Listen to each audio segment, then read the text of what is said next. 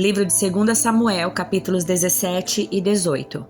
Aitofel disse a Absalão: Permita-me escolher 12.000 homens para sair em perseguição a Davi ainda esta noite. Eu o alcançarei enquanto está exausto e desanimado. Farei que ele entre em pânico e assim todos os seus soldados fugirão. Então matarei apenas o rei e trarei todo o exército para o Senhor. A morte do homem a quem o Senhor busca lhe trará de volta os demais. Assim ficará em paz com todo o povo. O plano pareceu bom a Absalão e a todas as autoridades de Israel. Depois, porém, Absalão disse: Tragam Uzai o arquita. Vejamos qual é a opinião dele. Quando Uzai chegou, Absalão lhe contou o que Aitofel tinha dito. Então perguntou qual é a sua opinião. Devemos seguir o conselho de Aitofel? Se não, o que sugere? Uzai respondeu a Absalão: Desta vez o conselho de Aitofel está equivocado. O Senhor conhece seu pai e os homens dele, são guerreiros valentes. No momento estão tão furiosos quanto uma ursa da qual roubaram os filhotes. E lembre-se de que seu pai é um soldado experiente. Ele não passará a noite com o povo. É provável que já esteja escondido em alguma cova ou caverna. Quando ele sair e atacar e alguns dos nossos soldados forem mortos, a notícia de que os homens de Absalão foram massacrados se espalhará. Então, até os soldados mais destemidos, embora sejam corajosos como um leão, serão tomados de pavor. Afinal, todo Israel sabe como seu pai é um guerreiro poderoso e como são valentes os homens que o acompanham. Recomendo que o Senhor retire todo o exército de Israel e convoque soldados desde Dan ao norte até Berseba ao sul, tão numerosos quanto a areia da praia. Aconselho também que o Senhor mesmo vá à frente das tropas. Quando encontrarmos Davi, cairemos sobre ele como o orvalho cai sobre a terra. Nem ele, nenhum dos seus homens sobreviverão. E caso Davi consiga escapar para alguma cidade, o Senhor terá todo Israel sob seu comando. Levaremos cordas e arrastaremos os muros da cidade para o vale mais próximo, até que não reste uma pedrinha sequer. Então, Absalão e todos os homens de Israel disseram: O conselho de Uzai é melhor que o de Aitofel, pois o Senhor havia decidido frustrar o sensato conselho de Aitofel a fim de trazer desgraça sobre Absalão. Uzai contou aos sacerdotes Zadok e Abiatar o que Aitofel tinha dito a Absalão e às autoridades de Israel e o que ele próprio havia aconselhado.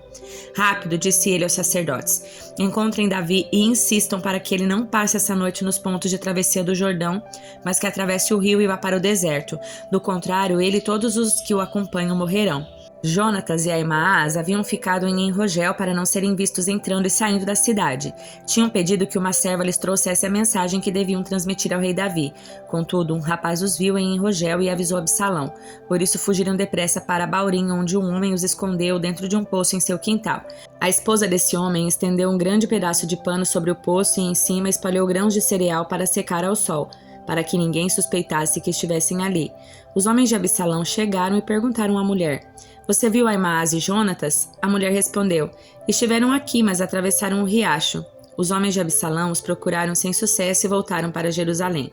Jonatas e Ahimaás saíram do poço e correram para onde o rei Davi estava. Depressa, disseram ao rei, atravessem o Jordão ainda esta noite. E lhe contaram que Aitofel havia aconselhado que ele fosse capturado e morto. Então Davi e todos os que o acompanhavam atravessaram o rio durante a noite e chegaram à outra margem antes do amanhecer. Quando Aitofel viu que Absalão não havia seguido seu conselho, selou seu jumento, foi para sua cidade natal, pôs seus negócios em ordem e se enforcou. Assim morreu e foi sepultado no túmulo da família. Davi chegou logo a Manaim. A essa altura, Absalão havia reunido todo o exército de Israel e conduzia as tropas até o outro lado do Jordão. Absalão havia nomeado Amasa para comandar seu exército em lugar de Joabe. Amasa era primo de Joabe, seu pai era Jéter, um ismaelita, sua mãe Abigail era filha de Naás, irmã de Zeruia, mãe de Joabe. Absalão e o exército israelita acamparam na terra de Gileade. Quando Davi chegou a Manaim, foi recebido por Sobe, filho de Rogelim, em Gileade. Trouxeram camas, vasilhas, tigelas, trigo, cevada, farinha de grãos tostados, feijão e lentilha, mel, coalhada, ovelhas e queijo para Davi e os que o acompanhavam, pois disseram: Vocês devem estar muito famintos, cansados e sedentos depois da longa caminhada pelo deserto. Davi passou em revista os soldados que estavam com ele e nomeou generais e capitães para liderá-los. Em seguida, enviou-os em 3 grupos, um sob o comando de Joabe, outro sob o comando de Abisai, irmão de Joabe, filho de Zeruia, e o outro sob o comando de Itai e de Gate. O rei disse a seus soldados: Também vou com vocês. Os homens, porém, se opuseram. O Senhor não deve ir, disseram. Se tivermos de recuar ou fugir, ou mesmo se metade de nós morrer, para eles não fará diferença. O Senhor vale por 10.000 de nós, por isso é melhor que fique na cidade e nos envie ajuda se for necessário. Farei o que acharem melhor, disse o rei. Assim ficou junto ao portão da cidade, enquanto os soldados saíram marchando em grupos de 100 e de 1000.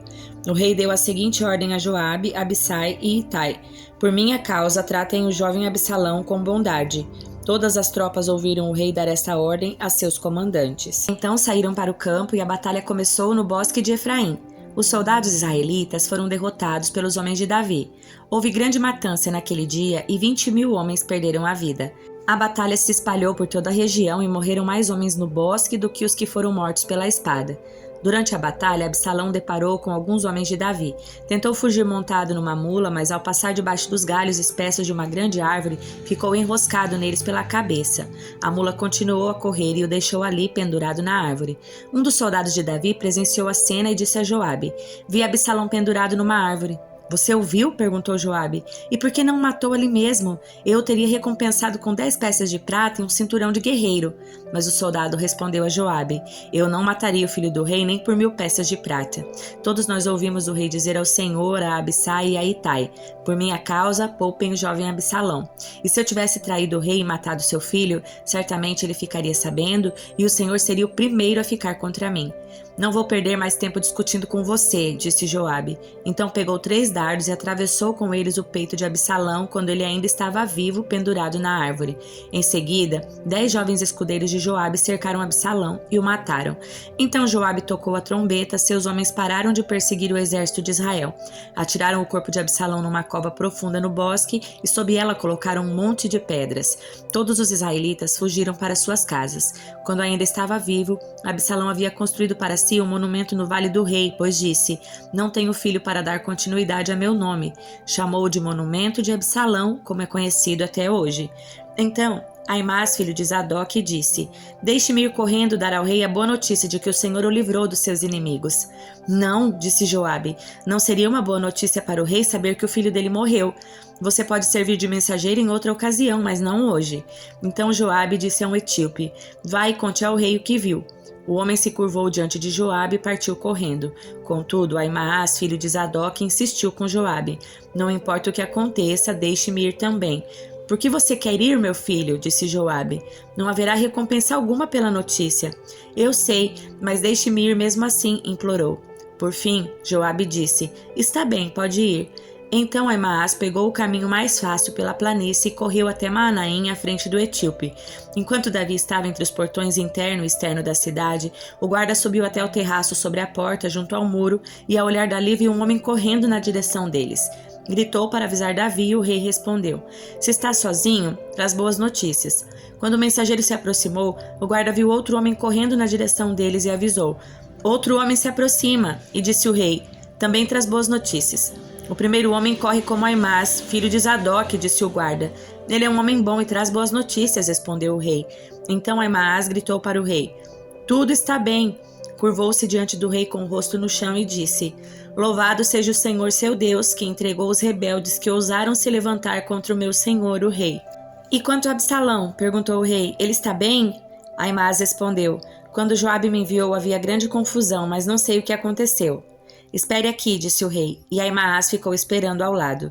Então chegou o etíope e disse: tenho boas notícias para o meu senhor, o rei. Hoje o Senhor o livrou de todos os que se rebelaram contra o rei. E quanto ao jovem Absalão? Perguntou o rei. Ele está bem? O etíope respondeu: que todos os inimigos do meu senhor, o rei, e todos os que se levantam para lhe fazer mal têm o mesmo destino daquele jovem. O rei ficou muito abalado. Foi para o quarto que ficava sobre o portão da cidade e começou a chorar. Andando de um lado para o outro, clamava: ah, meu filho Absalão, meu filho Absalão, quem me dera eu tivesse morrido em seu lugar. Ah, Absalão, meu filho, meu filho. Livro de Jó, capítulo 41. Você é capaz de pegar o Leviatã com um anzol ou prender sua língua com um laço? É capaz de amarrá-lo passando uma corda por seu nariz ou atravessar seu queixo com um gancho? Acaso ele implorará por misericórdia ou suplicará por piedade? Aceitará trabalhar para você e ser seu escravo para o resto da vida? Fará dele um animal de estimação como um pássaro ou deixará que suas meninas brinquem com ele? Comerciantes o comprarão para vendê-lo no mercado? É possível furar sua pele com lanças ou ferir sua cabeça com arpões? Se você encostar a mão nele, o resultado será uma batalha que você não esquecerá e nunca mais tentará fazê-lo. Não, é inútil procurar capturá-lo. O caçador que tentar será derrubado. E visto que ninguém ousa perturbá-lo, quem será capaz de me enfrentar? Quem me deu alguma coisa para que eu precise retribuir depois? Tudo debaixo do céu me pertence. Quero destacar as pernas do Leviatã, sua enorme força e sua forma perfeita. Quem é capaz de arrancar seu couro? Quem pode atravessar sua couraça dupla? Quem é capaz de fazê-lo abrir a boca? Seus dentes são aterrorizantes. As escamas das suas costas são como fileiras de escudos firmemente unidos uns aos outros. São tão próximas umas às outras que nem mesmo o ar passa entre elas. Cada escama é presa à vizinha. São entrelaçadas e nada pode atravessá-las. Seu forte sopro atira lampejos de luz. Seus olhos são como o sol do amanhecer. Da sua boca saltam relâmpagos, saem chamas de fogo. Suas narinas soltam fumaça como o vapor de uma panela aquecida numa fogueira de juncos. Seu hálito faria acender carvão, pois chamas saltam da sua boca. A força tremenda do pescoço do Leviatã espalha terror por onde ele passa. Sua carne é dura e firme e não se pode atravessá-la. Seu coração é duro como rocha, como pedra de moinho. Quando ele se levanta, os valentes se enchem de medo e são tomados de pavor. Nenhuma espada pode detê-lo, nem lança, nem dardo, nem arpão. Para essa criatura, ferro é como palha e bronze como madeira podre. Flechas, folhas de capim, e ele ri do zunido das lanças. Sua barriga é coberta de escamas afiadas como vidro. Quando ela se arrasta na lama, escava como um arado. O Leviatã faz as profundezas se agitarem como uma panela e o mar se revolver como um pote de óleo. Deixa na água o rastro luminoso que faz o mar parecer branco. Não há nada na terra semelhante a ele, nenhuma criatura tão destemida. De todas as criaturas, ele é a mais imponente, é o rei de todos os animais selvagens. Primeira carta aos Coríntios, capítulo 11. Sejam meus imitadores, como eu sou imitador de Cristo.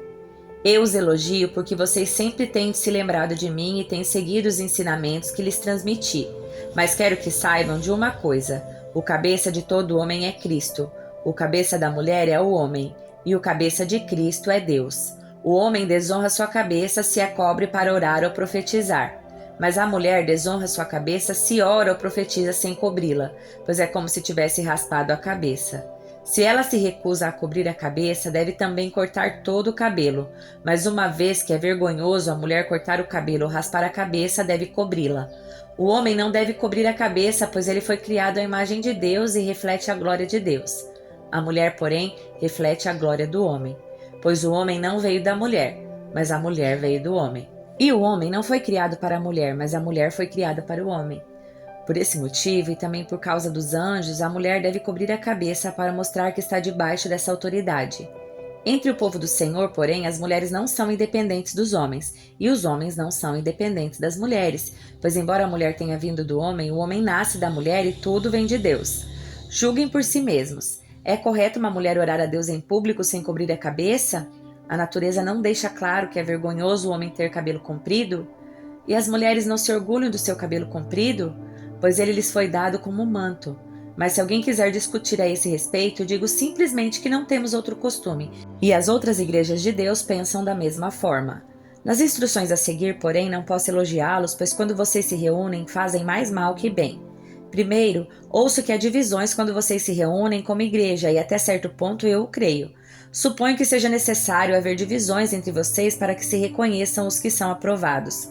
Quando vocês se reúnem, não estão interessados de fato na ceia do Senhor. Alguns de vocês se apressam em comer a própria refeição. Como resultado, alguns passam fome, enquanto outros ficam embriagados. Será que vocês não têm casa onde comer e beber? Ou querem mesmo envergonhar a igreja de Deus e humilhar os pobres? Que devo dizer? Querem que eu os elogie? Certamente não os elogiarei por isso, pois eu lhes transmiti aquilo que recebi do Senhor. Na noite em que o Senhor Jesus foi traído, ele tomou o pão. Agradeceu a Deus, partiu-o e disse: Esse é o meu corpo que é entregue por vocês. Façam isso em memória de mim. Da mesma forma, depois da ceia, tomou o cálice e disse: Esse cálice é a nova aliança confirmada no meu sangue. Façam isso em memória de mim, sempre que o beberem. Porque, cada vez que vocês comem deste pão e bebem deste cálice, anunciam a morte do Senhor até que ele venha. Assim, quem come do pão ou bebe do cálice do Senhor indignamente é culpado de pecar contra o corpo e o sangue do Senhor. Portanto, examinem-se antes de comer do pão e beber do cálice, pois se comem do pão ou bebem do cálice sem honrar o corpo de Cristo, comem e bebem julgamento contra si mesmos. Por isso, muitos de vocês estão fracos e doentes e até alguns adormeceram. Se examinássemos a nós mesmos, não seríamos julgados dessa maneira, mas quando somos julgados pelo Senhor, estamos sendo disciplinados para que não sejamos condenados com o mundo. Portanto, meus irmãos, quando se reunirem para comer, esperem uns pelos outros. Se estiverem com fome, comam em casa, a fim de não trazer julgamento sobre si mesmos aos que se reúnem. Eu lhes darei instruções a respeito de outros assuntos depois que chegar aí.